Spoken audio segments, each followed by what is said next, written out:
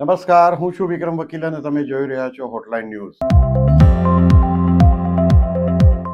બિહાર ચૂંટણી પછી એક ઇન્ટરેસ્ટિંગ મુદ્દો બહાર આવ્યો છે કે જન સ્વરાજ પક્ષના સ્થાપક મૂળભૂત રીતે તો ચૂંટણી વ્યૂહરચનાકાર હતા, જેમણે નરેન્દ્ર મોદીને 2012માં મુખ્યમંત્રી હતા ત્યારે સ્ટ્રેટેજી બનાવી હતી અને મુખ્યમંત્રી મોદીના બંગલે જ રહેતા હતા.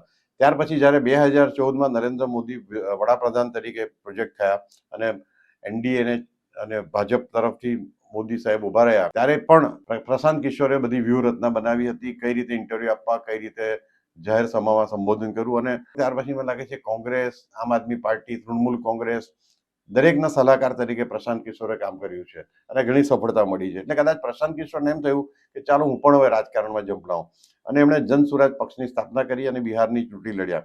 એમાં બધા એમની ધોવાણ થઈ ગયું, એક પણ બેઠક પર જીત્યા નહીં અને મોટાભાગની બેઠકો પર ડિપોઝિટ ગુમાવી. હવે પ્રશાંત કિશોરે ઇલેક્શન પહેલા એમ કહ્યું હતું કે જો મારી હાર થશે તો હું રાજકારણમાંથી સંન્યાસ લઈ લઈશ, પણ હવે એમણે અરવિંદ કેજરીવાલ વાળી કરી છે. હાર મળ્યા પછી જ્યારે પત્રકારોને તેઓ મળ્યા ત્યારે કહ્યું કે આવો હાર જીત તો ચાલ્યા કરે છે અને હું હવે નીતિશ કુમારને વળતો જવાબ આપીશ. અને એમણે નીતિશ કુમાર પર ગંભીર આક્ષેપો કર્યા છે કે એમણે ભ્રષ્ટાચાર કરીને આ ચૂંટણી જીતી છે. એટલે ટૂંકમાં પ્રશાંત કિશોર પણ બીજા રાજકારણીઓ જેવા જ નીકળ્યા છે, અરવિંદ કેજરીવાલ જેવા જ નીકળ્યા છે, પણ ડિફરન્સ એટલો છે કે કેજરીવાલની જેમ પહેલે ધડાકે પ્રશાંત કિશોર સફળતા મેળવી શક્યા નથી.